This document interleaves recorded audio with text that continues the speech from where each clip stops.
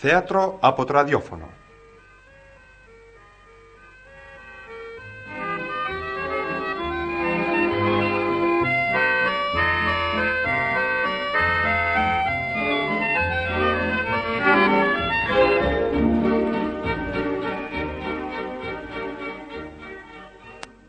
Θα σας μεταδώσουμε κατά ραδιοφωνική διασκευή την αστυνομική νουβέλα του Ζορζ Σιμενών «Τρόμος στη νύχτα». Λαμβάνουν μέρος Θεόδουλος Μορέας, διευθυντής, Ανδρέας Μούστρας, επιθεωρητής Μεγκρέ, Χρήστος Ελευθεριάδης, αστυνομικός, Λουκία Παπανικολάου, υπηρέτρια, Ανδρέας Ποταμίτης, Λουκάς, Δημήτρης Φαντίδης, Οζέπ και Γιάννης Ρουσάκης, Ζανβιέ.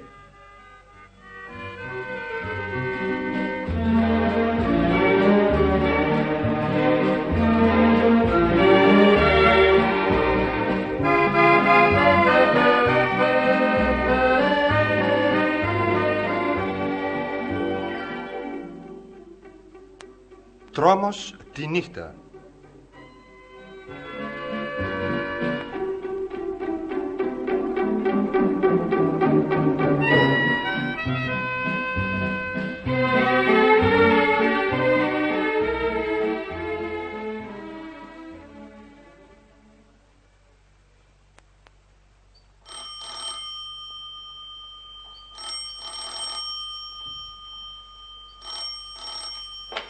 Μπρος. Ο επιθεωρητής Μεγκρέ. Ο ίδιος. Εσύ, Λουκά. Λέγε. Η σπήρα ξαναχτύπησε πάλι απόψε. Κανένας μάρτυρας? Κανείς. Βρέθηκαν όπως και τις άλλες 3 φορές που ξαναχτύπησε η σπήρα, κατασφαγμένη. Η Αγρικία, λέει, διατήθηκε όπως πάντα και έγινε στάχτη. Στη Νότιο Γαλλία πάλι. Μάλιστα. Έλα να κάνεις κατάθεση.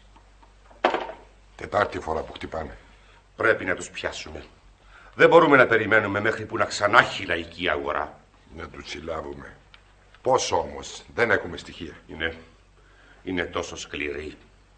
Περιφρονούν την ανθρώπινη ζωή. Είναι γεννημένοι φωνιάδες. Σκοτώνουν όποιον βρουν στον δρόμο τους. Μόνο και μόνο για τη χαρά του εγκλήματος. Και αδιαφορούν ακόμα και αν το θύμα είναι ένα παιδί. Είναι για να είναι σίγουροι πως κανείς δεν θα βρεθεί να δώσει την περιγραφή του στην αστυνομία. Ποτέ δεν ξανασυνάντησα τέτοιους ανθρώπους στην καριέρα μου σαν επιθεωρητής. Κι ούτε κι εσείς ακόμα, πιστεύω, σαν διευθυντής της αστυνομίας. Πολύ δύσκολη υπόθεση. Το μόνο που ξέρουμε είναι για το μικρό φορτηγό που εμφανίζεται κάθε φορά και η κατάθεση του μικρού που είδε ένα μονόφθαλμο να βγαίνει από αυτό την τελευταία φορά. Και κατά μερικούς άλλους ότι φοράνε μάσκες. Ας περιμένουμε λοιπόν.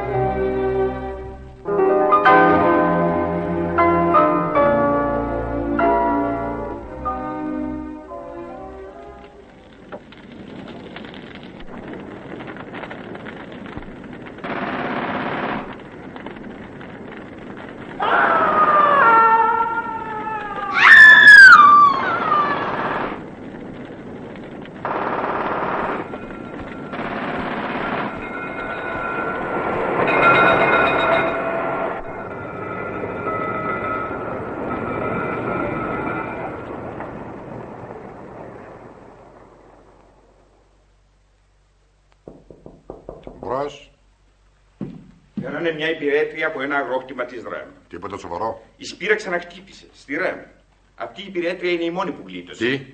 Φωνάξτε αμέσως τον επιθεωρητή Μεγκρέ. Δεν χρειάζεται. Εδώ είμαι. Επιτέλους, να και κάτι το χειροπιαστό σε αυτή την υπόθεση. Φέρτε αμέσως τη μικρή. Κάτι μου λέει πως αυτή είναι η τελευταία φορά που χτυπάει η σπήρα. Από σένα εξαρτάται. Την υπόθεση θα την αναλάβεις εσύ. Έφερα τη μικρή. Κρατήσατε τα σχετικά? Μάλιστα. Κάθισε και γράφει. Κάθισε, παιδί μου. Ευχαριστώ. Όνομα δεσποινής? Juliette Capot. Από τη ΡΕΜ? Μάλιστα. Πόσο καιρό δουλεύετε σε αυτό το αγρόκτημα? 5 χρόνια, κύριε. Μη φοβάστε, Δεσποινής. Ο επιθεωρητής Μεκρέ θέλει να σας βοηθήσει. Απαντάτε ελεύθερα. Είχατε λόγους να φοβάστε τον εργοδότη σας? Σας μάλωνε συχνά? Όχι, όχι. Ήταν τόσο καλός. Ψες μου έφερε ένα φόρεμα. Ήταν τόσο ευχαριστημένος. Είχε βγάλει πολλά λεφτά χτες στη λαϊκή αγορά. Ήταν τόσο καλός. Ελάτε, μην κλαίτε. Έτσι. Λοιπόν, πες μας τι έγινε χθες το βράδυ. Ο αφέντης γύρισε αργά. Είχε βγάλει αρκετά λεφτά και είχε φέρει σε όλους μας διάφορα δώρα. Ήμασταν όλοι μαζί ως αργά και μετά πήγαμε για ύπνο. Εσείς που κοιμάστε? Στη σοφίτα. Λοιπόν. Ξύπνησα από άγριες φωνές και πυροβολισμούς. Φοβήθηκα. Κουκουλώθηκα στο κρεβάτι μου. Το σπίτι τράνταζε από απέσια ουρλιαχτά. Μετά άκουσα ομιλίες. Κατάλαβες τι έλεγαν? Όχι. Ξεθάρεψα όμως και κρυφά άνοιξα την πόρτα. Πάλι δεν κατάλαβα όμως. Μιλούσαν τόσο παράξενα. Δεν μιλούσα γαλλικά. Ήταν μάλλον πολωνικά. Τους είδες? Ναι. Πώς ήταν? Φορούσα μάσκες. Κανένα ιδιαίτερο χαρακτηριστικό? Ο ένας ήταν με ένα μάτι. Ο άλλος ήταν ένας σωστός γίγαντας και ήταν πάρα πολύ μαλλιαρός. Τι έγινε μετά? Βάλανε φωτιά στο σπίτι και φύγανε. Δεν βγήκες έξω? Όχι, φοβόμουν. Αχ, Θεέ μου. Με γλίτωσαν μερικοί γείτονες από τα άλλα αγροκτήματα που έτρεξαν να σβήσουν τη φωτιά. Ήμουν αλιπόθυμη. Καλά. Ευχαριστώ, Δεσποινής. Τα γράψεις? Μάλιστα. Πάρτε τη Δεσποινίδα και φροντίστε για τη διαμονή της. Μη φύγετε από το Παρίσι, Δεσποινής. Μπορεί να σας ξαναχρειαστούμε. Έβγαλες τίποτα? Είναι Πολωνοί. Ένας μονόφθαλμος και ένας πολύ πολύ μαλλιαρός.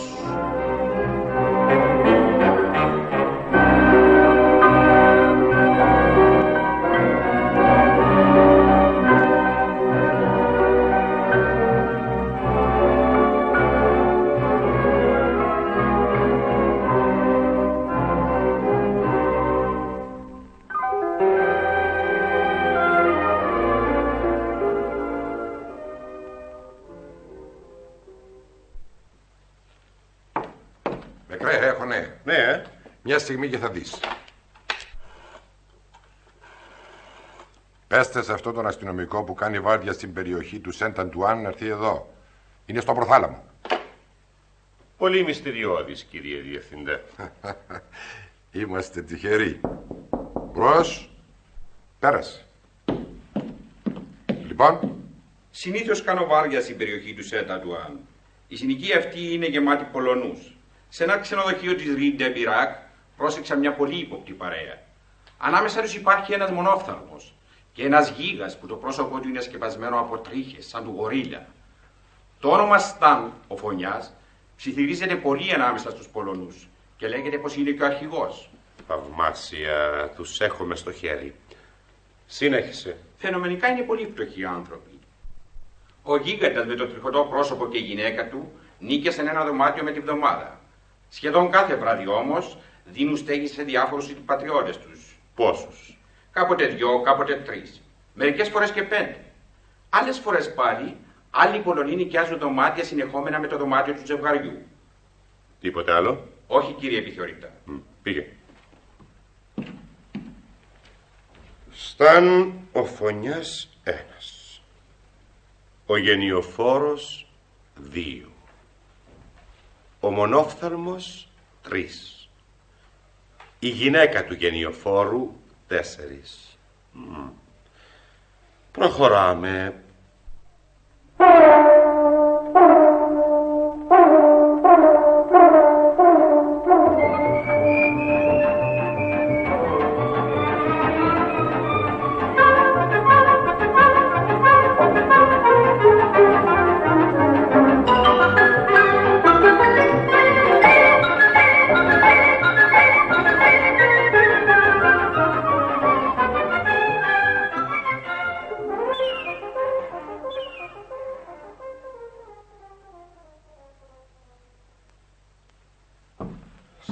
πράγματα. Διαβάστε. Εφημερίδα. Να, εδώ.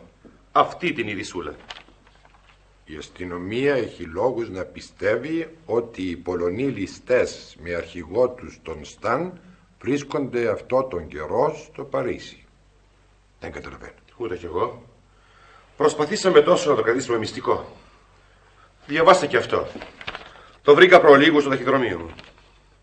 Δεν θα βάλετε ποτέ χέρι στο Σταν. Παρατήστε τα.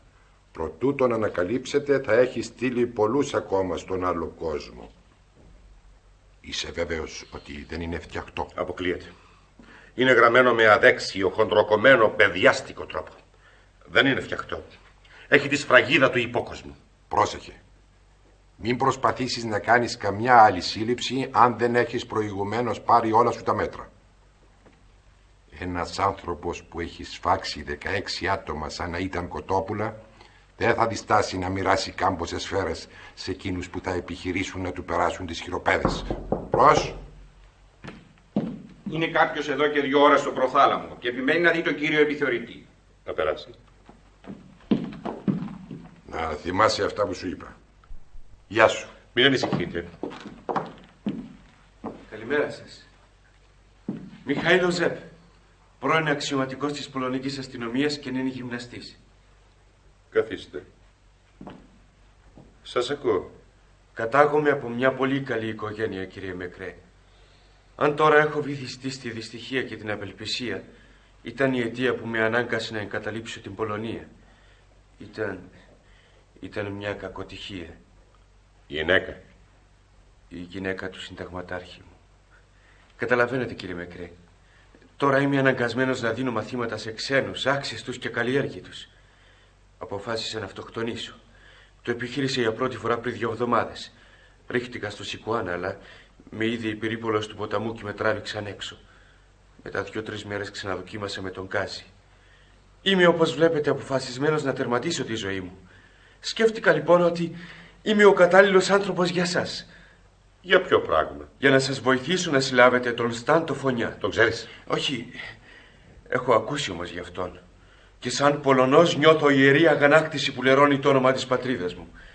Είμαι βέβαιος ότι ανάμεσα σε εκείνους που θα επιχειρήσουν να τον συλλάβουν, μερικοί θα βρουν το θάνατο.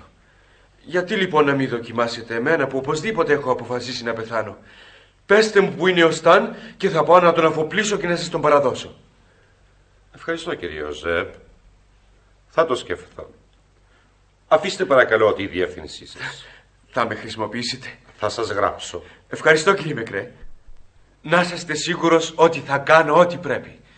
Καλημέρα σας. Καλημέρα.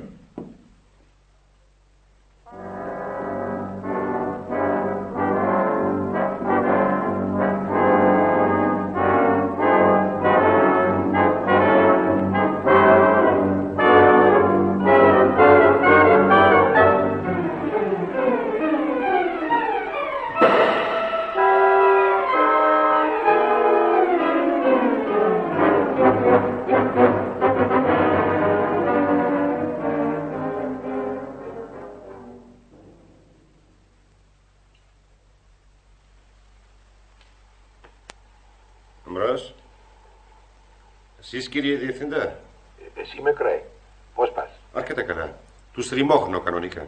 Πρόσεχε. Πάλι τα ίδια. Καλά, καλά. Σε ξέρω. Είμαι σίγουρος για σένα. Έψαξες για τον Οζέπ? Ναι. Μας λέει την αλήθεια πως θέλησε να αυτοκτονήσει. Καταλαβαίνετε όμως. Του έγραψα πως μου είναι αδύνατο να τον χρησιμοποιήσω. Τώρα που είσαι? Στη λαϊκή αγορά? Ναι. Στο γαλακτοπολείο της οδού Πειραμού. Έχω τον αρχιφύλακα Λουκά στο απέναντι παράθυρο. Τον αξιωματικό Ζαμπιέ? Κάνει τον καρσόνι εδώ. Ατσίδες. Με συγχωρείτε. Ο Ζαβιέ μου φέρνει την παραγγελία. Θα ξανατηλεφωνήσω. Το ποτό σας, μεσιέ. Η γυναίκα βγήκε έξω για ψώνια και ο γενιοφόρος είναι άφαντος. Να καθαρίσω λίγο το τραπέζι σας, μεσιέ. Οι άλλοι 3 είναι στο ξενοδοχείο. Εντάξει, πήγαινε τώρα, έρχεται ο Ζαβ. Μεσιέ. Χαίρετε. Πάλι εσύ μπροστά μου. Σας ζητώ συγγνώμη, κύριε επιθεωρητά, αλλά είμαι βέβαιος ότι κάποτε θα με καταλάβετε και θα δεχθείτε την πρόταση. Μου δίνεις τα νεύρα. Πώς διάολο ήξερες ότι θα με βρίσκεσαι εδώ? Δεν το ήξερα. Θες δηλαδή να με πείσεις ότι η συνάντησή μας ήταν τυχαία? Όχι, γιατί σας ακολούθησε. Ώστε με κατασκοπεύεις? Δεν σας κατασκοπεύω, κύριε Μέκρε. Σας σέβομαι και σας εκτιμώ πολύ και σας είπα ότι θα ήθελα να σας βοηθήσω στην υπόθεση αυτή. Έχεις καταντήσει, σκιά μου. Γιατί περνάς συνεχώς από το γραφείο? Θέλω να σας αποδείξω ότι έχω ικανότητες, κύριε Μέκρε, και είμαι σίγουρος ότι μπορείτε να με χρησιμοποιήσετε. Σας λέω λοιπόν ότι τον καρσόνι που σας έφερε το κρασί είναι αστυνομικός. Όπως επίσης και ο άλλος που λιάζεται στον μπαλκόνι με τα κλουβιά. Τι έχετε να μου πείτε? Θα σου σπάσω τα μούτρα. Έπειτα ένα κοιτάλο. Εγώ μπορώ να μιλώ πολωνέζικα και εσείς όχι. Μπορώ να συνεννοηθώ με το Σταν, ενώ εσείς όχι. Θα σε κλείσω στη φυλακή. Τι βλέπετε εκείνη τη ξαθιά με το στεράτο δέρμα που μπαίνει σε εκείνο το χασάπικο? Τι ξέρετε? Είναι η γυναίκα η ιερωμένη του Σταν, Ξέρετε ότι είναι η ιερωμένη του. Αλλά ποιος είναι ο ίδιος δεν το ξέρετε. Υποψιάζεστε ότι είναι εκείνος με το γέννη. Αυτός που λέγεται Μπόρις. Ο άλλος με το ένα μάτι λέγεται Σάσα και δεν είναι Πολωνός αλλά Ρώσος.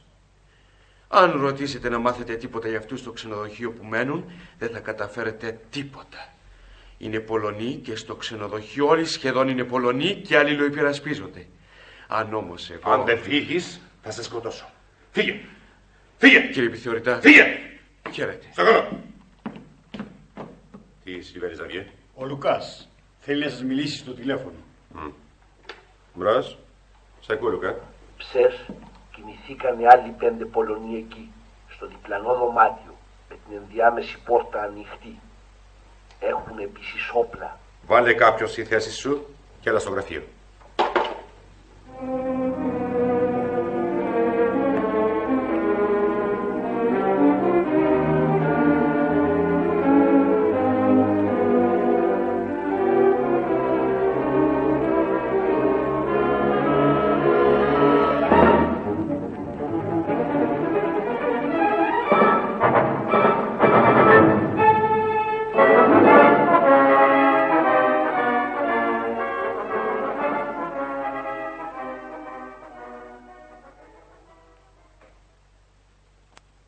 Φώναξε μου τον κύριο διευθυντή στο γραφείο μου. Μάλιστα, κύριε επιθεωρητά.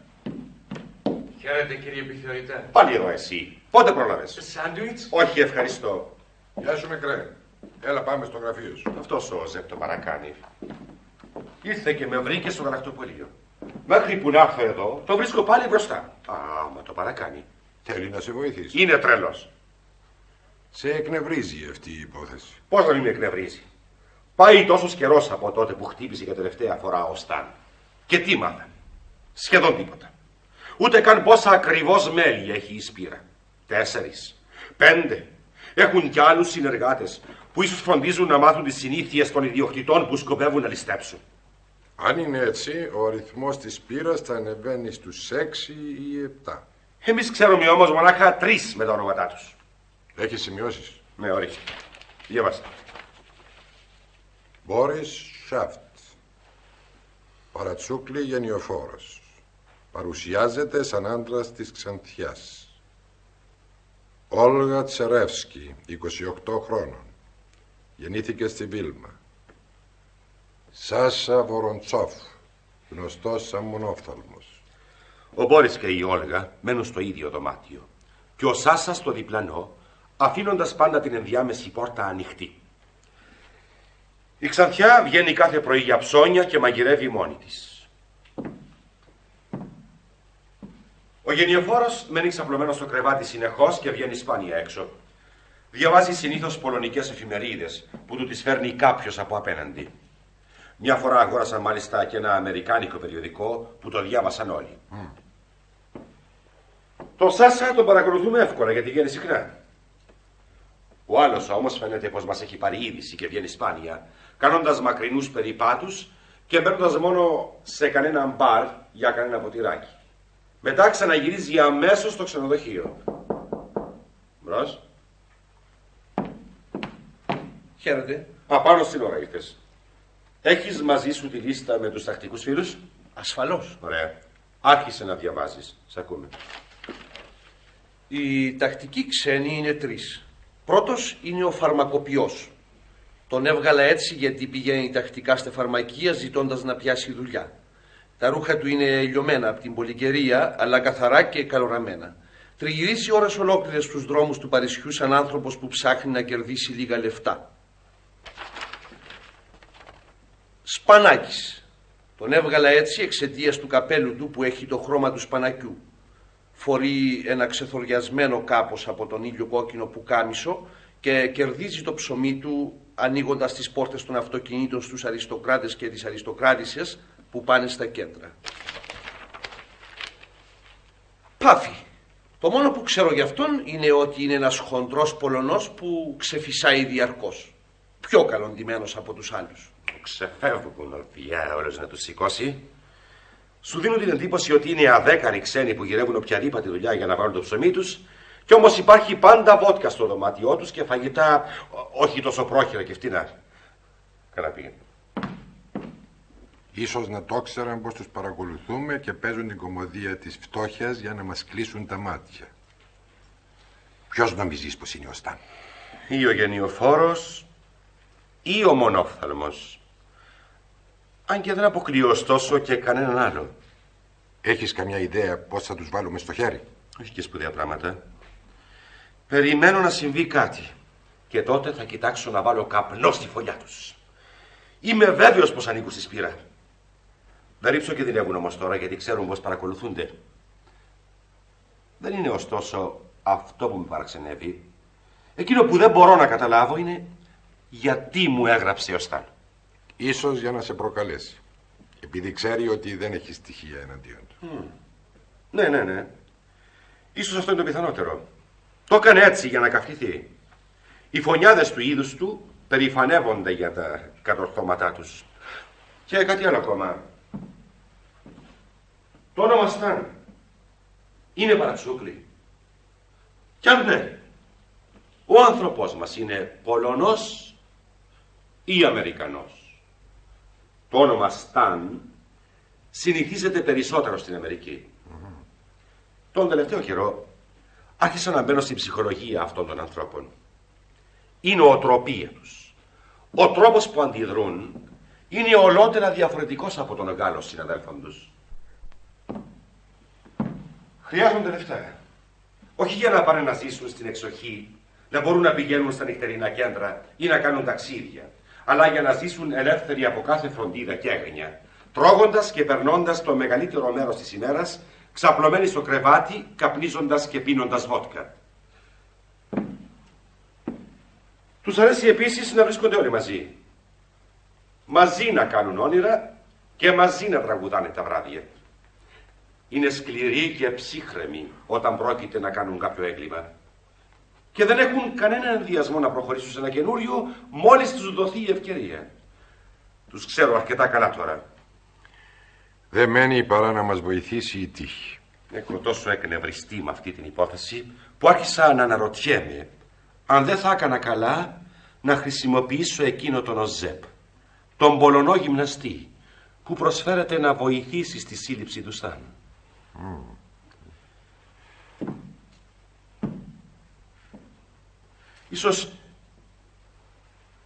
Ίσως όμως να πρόκειται για παγίδα. Μπορεί αυτός ο άνθρωπος να ανήκει στη συμμορία και θέλει έτσι να με ψαρέψει. Εκείνο που με βάζει σε σκέψεις είναι ότι η φυσιογνωμία του Οζέπ μου φαίνεται κάπως γνωστή. Δεν έχει φάκελο σε εμάς, αλλά κάπου τον θυμάμαι. Το ίδιο νομίζω και για την Ξανθή που είναι μαζί τους. Πολύ ενδιαφέρον. Η μικρή είναι φιλενάδα του Σταν. Τον Σταν όμως δεν το γνωρίζουμε. Λες τώρα ότι το πρόσωπο του Οζέπ κάτι σου θυμίζει. Όπως και το πρόσωπο της κοπέλας. Συνδέεις δηλαδή το πρόσωπο του Οζέπ και της Όλγας. Καταλαβαίνεις τι θέλω να πω. Εννοείται ότι ο ανθρωπάκος μου είναι ο ίδιος ο Σταν Αφωνιάς. Δεν αποκλείεται. Θα δεχτείς το τέλος την πρότασή του? Ναι. Και θα παραξενευτώ πολύ αν στο τέλος της εβδομάδος εξακολουθούμε να βαδίζουμε στα σκοτάδια.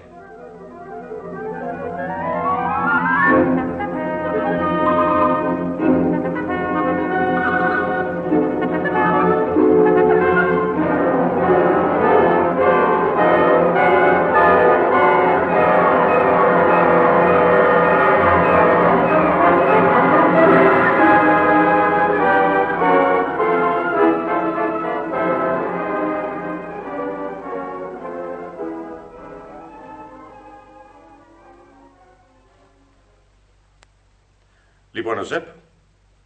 Είσαι ακόμα αποφασισμένος να πεθάνεις? Ναι, κύριε Μικρέ.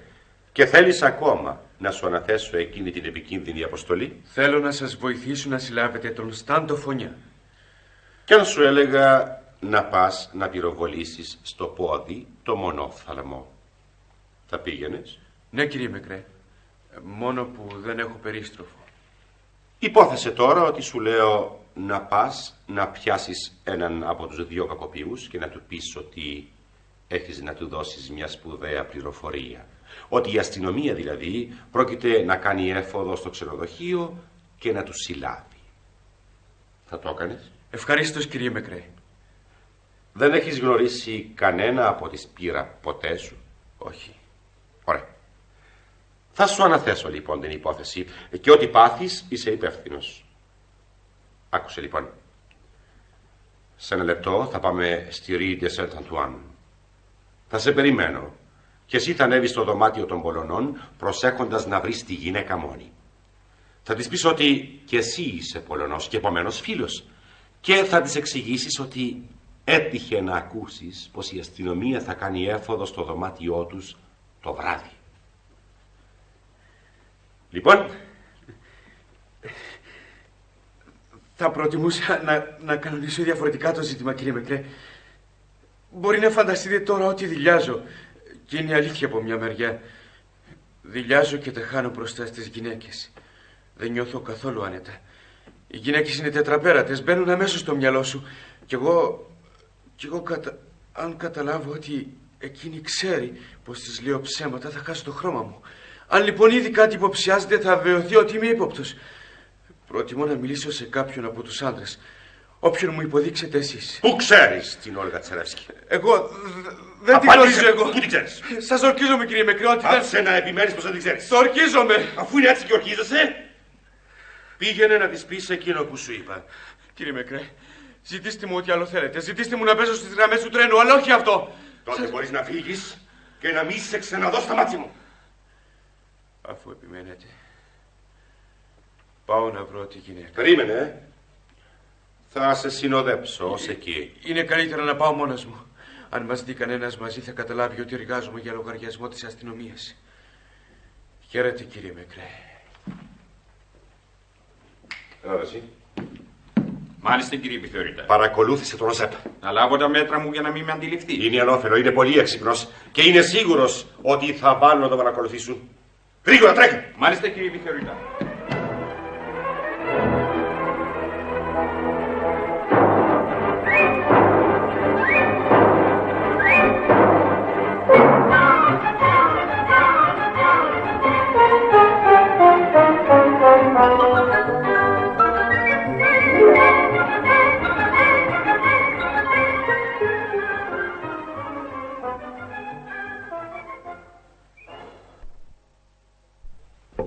Γεια σου, Λουκά. Κανένα νέο, κύριε επιθεωρητά? Δώσ' μου τα κιάλια.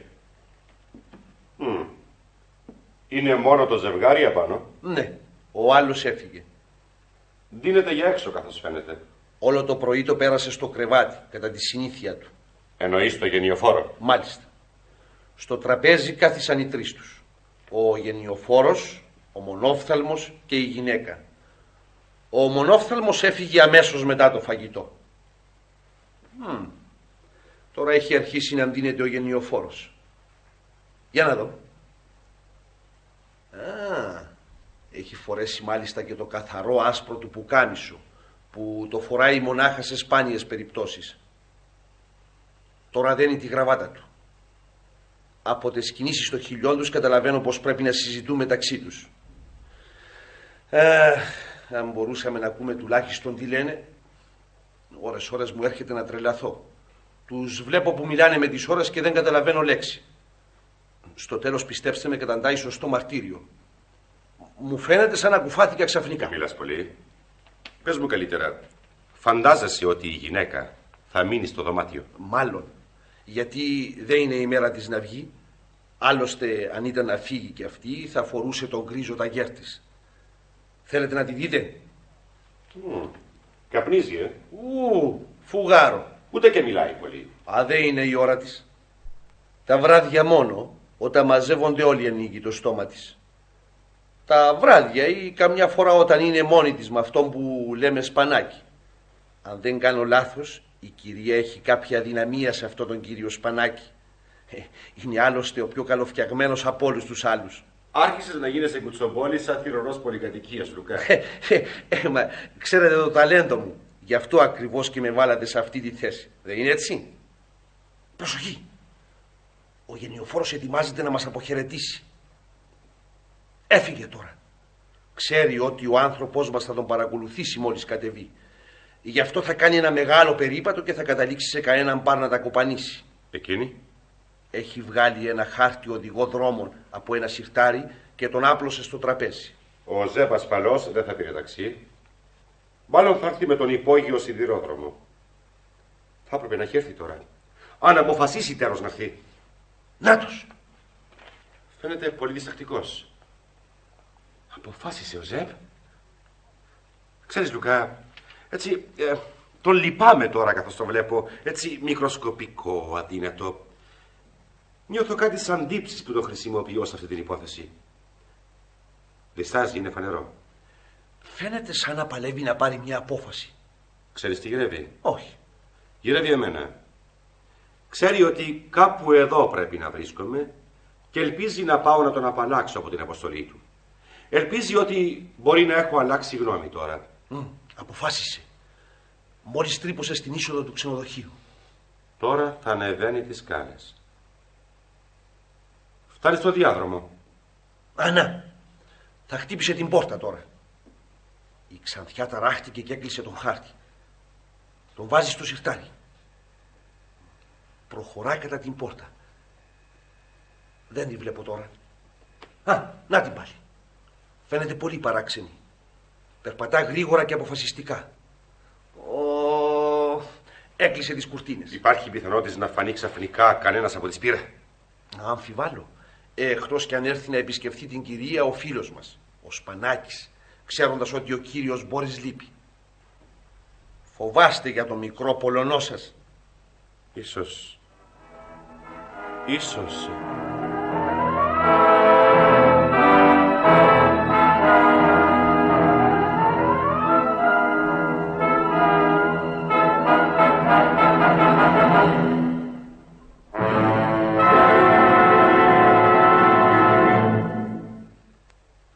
Πέρασαν κιόλας 10 λεπτά.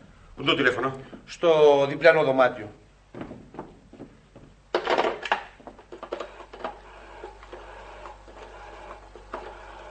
Μπρος, εδώ με κρέει.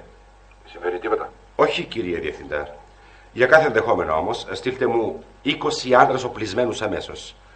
Πέστε τους να σκορπίσουν γύρω από το ξενοδοχείο των Πολωνών και να περιμένουν να τους κάνουν νόημα. Νομίζεις ότι η υπόθεση δεν πάει καλά? Είναι καλύτερα να προλάβουμε το χειρότερο. Έστειλε απάνω τον Οζέπ. Καλά. Στέλνω αμέσως τους άντρες που ζήτησες. Ευχαριστώ. Είδες τίποτε? Όχι. Οι κουρτίνες είναι ακόμα κλειστές. Έχω το προαίσθημα ότι κάτι κακό συμβαίνει ή πρόκειται να συμβεί σε λίγο. Θέλετε να έρθω μαζί σας, κύριε επιθεωρητά? Νομίζεις ότι φοβάμαι να πάω μόνος? Το μόνο που φοβάμαι είναι μήπως θα κάνουμε σαλάτα. Αν πάμε εκεί και δεν βρούμε τίποτα, ποτέ δεν θα κατορθώσουμε να βάλουμε στο χέρι τη σπήρα. Γι' αυτό διστάζω. Και πες μου, τις άλλες φορές, όταν η Όλγα μένει μόνη της με ένα άντρα στο δωμάτιο, κλείνει το παράθυρο? Όχι, ποτέ. Άρα δεν υποψιάζεται την παρουσία σου και επομένως δεν είναι δική της η ιδέα να τραβήξει τις κουρτίνες, αλλά του επισκέπτη της. Αυτός της έδωσε τη συμβουλή, γιατί ξέρει ότι παρακολουθεί στο δωμάτιο. Οι άνδρες που ζήτησα από τον αρχηγό θα είναι εδώ σε λίγο. Εγώ θα ανέβω στο ξενοδοχείο τώρα. Αν μείνω εκεί περισσότερο από 5 λεπτά, χωρίς να ανοίξω το παράθυρο, πάρε τους άνδρες και κάντε εύχοδο στο δωμάτιο.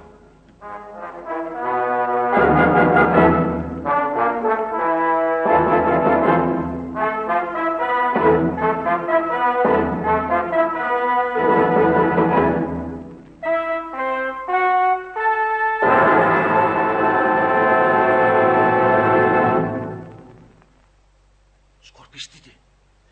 Πιάσε θέσεις γύρω στο ξενοδοχείο. Ο επιθεωρητής άνοιξε το παράθυρο. Εσείς να μείνετε εδώ. Εγώ πάω απάνω.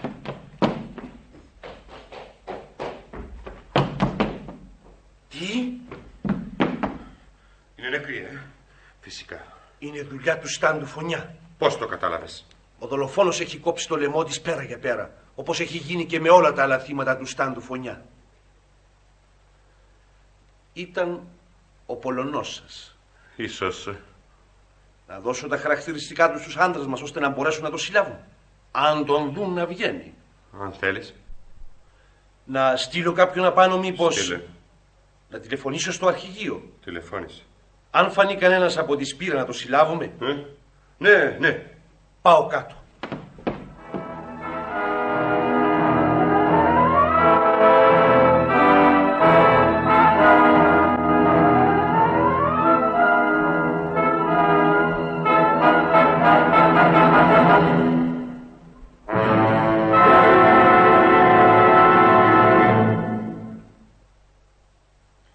Λοιπόν, φίλε μου φαίνεται ότι επιτέλους φτάσαμε σε κάποιο συμπέρασμα.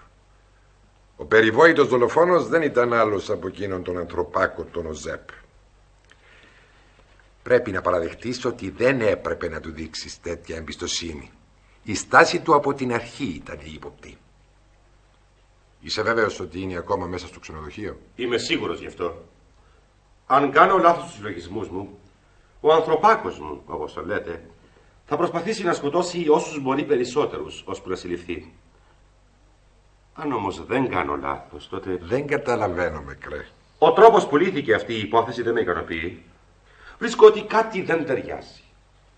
Αν ο Ζεπ ήταν ο Στάνο Φωνιάς, τότε δεν υπήρχε λόγος να... Συλλάβαμε το σπανάκι. Ερχόταν εδώ όπως είχα προβλέψει, ξέροντας ότι θα βρει μόνη την Όλγα. Τι απάντησε όταν του είπατε ότι η Όλγα δολοφονήθηκε? Χλώμιασε. Δεν έβγαλε όμως λέξη. Όσο για τον Οζέπ, δεν έδειξε να τον ξέρει. Πήγαινε ξανακάτω. Πρέπει να τους πιάσουμε όλους.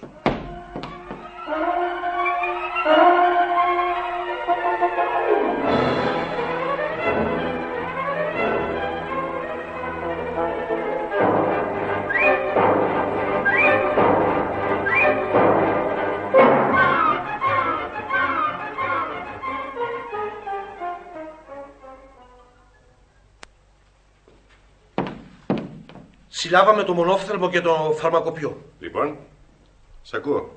Πρώτα πιάσαμε το μονόφθαλμο. Δεν έφερε καμιά αντίσταση. Όταν όμως του είπαμε πως η Όλγα δολοφονήθηκε, προσπάθησε να σπάσει τις χειροπέδες και να τρέξει απάνω. Έβαλε τις φωνές και όλο ρωτούσε ποιος το έκανε. Τότε του είπα ότι ήταν ο Ζεπ. Φάνηκε σαν να μην το γνώριζε καν. Ο φαρμακοποιός? Και αυτός το ίδιο. Απαντούσε χαμένα, σαν να μην είχε ποτέ ακούσει για τη γυναίκα ή για τον Οζέπ ή τον Στάντο Φωνιά. Καλά, πήγαινε.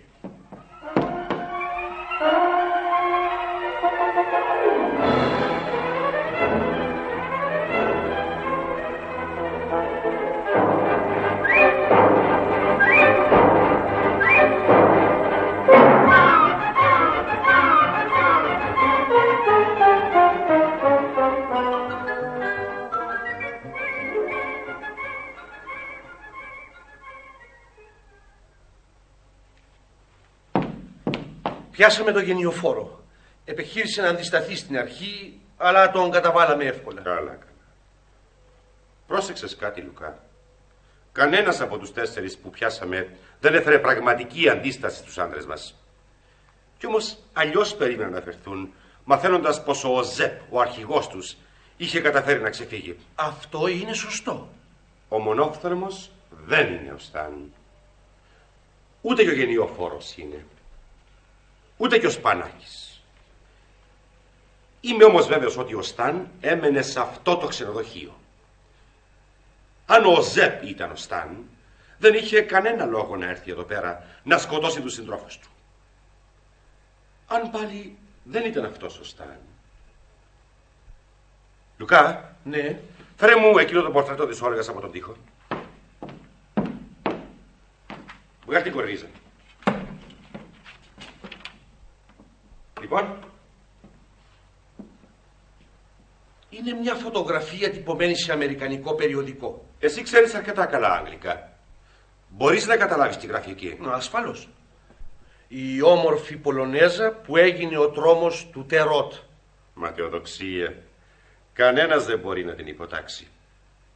Αγόρασα το περιοδικό που είχε τη φωτογραφία της και εκείνη την κορνίζωσε. Ήξερα ότι είχα κάποτε ξαναδεί το πρόσωπό της. Θυμόμουν αμυδρά αυτή την υπόθεση. Έγινε στη Δυτική Αφρική πριν 4-5 χρόνια. Μια συμμορία που εμφανιζόταν στις μοναχικές φάρμες και κατέσφαζε τους ιδιοκτήτες τους. Όπως και στη δική μας περίπτωση ακριβώς. Η συμμορία είχε για αρχηγό κάποια γυναίκα. Ώστε ο Σταν. Ήταν η Όλγα. Όσο για τον Οζέπ, συλλογίζομαι ότι για να σκοτώσει μια γυναίκα κάποιο κίνητρο πρέπει να είχε. Όταν του είπα να μιλήσει σε αυτήν, αρνήθηκε και τον πίεσα πολύ προτού να αποφασίσει να δεχτεί. Αναγκάστηκα μάλιστα να το φοβερήσω λιγάκι. Για τους άλλους της συμμορίας δεν τον ένοιαζε να τους πιάσει και να τους μιλήσει, πράγμα που σημαίνει ότι κανένας από τους άντρες δεν το γνώριζε, ενώ η γυναίκα τον ήξερε. Έλα Λουκά, πάμε στο γραφείο. Δώσε διαταγές να μην μετακινήσουν το πτώμα της Όλγας.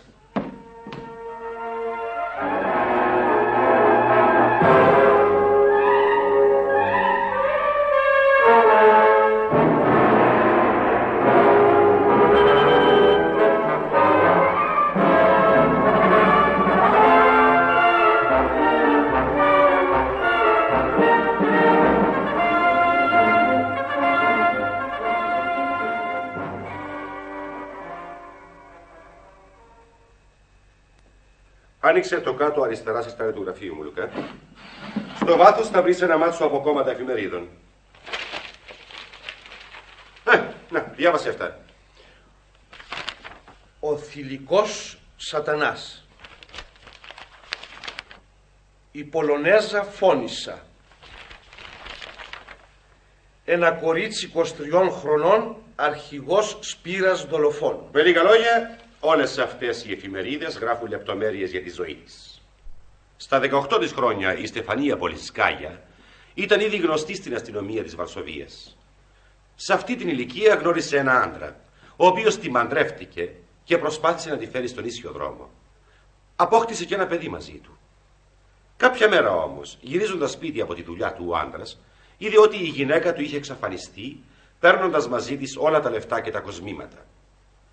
Το παιδί βρέθηκε στο δωμάτιό του με το λαιμό κομμένο. Καταλαβαίνεις τώρα ποιος ήταν ο άντρας? Ο Ζεπ. Ακριβώς. Έχει και τη φωτογραφία του εδώ. Καταλαβαίνεις τώρα? Σταν είναι το υποκοριστικό του Στεφανία.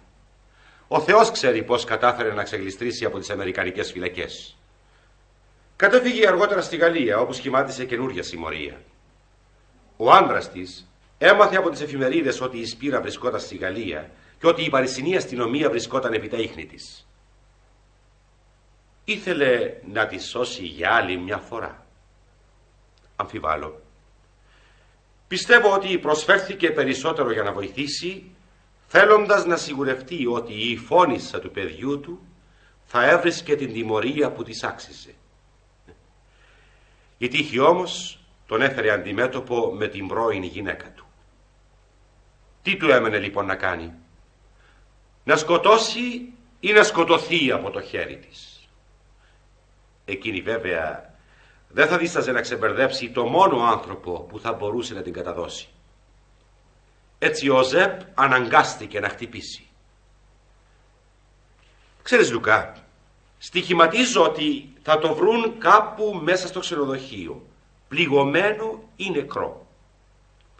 Μετά από τις 2 πρώτες απόπειρες αυτοκτονίας, δεν θα παραξενευόμουν αν επιχειρούσε μία τρίτη. Γεια σου Μεκρέ. Βρήκαμε τον Οζέπ. Λοιπόν? Τον βρήκαμε κρεμασμένο σε ένα αδιανό δωμάτιο του 6ου πατώματος του ξενοδοχείου.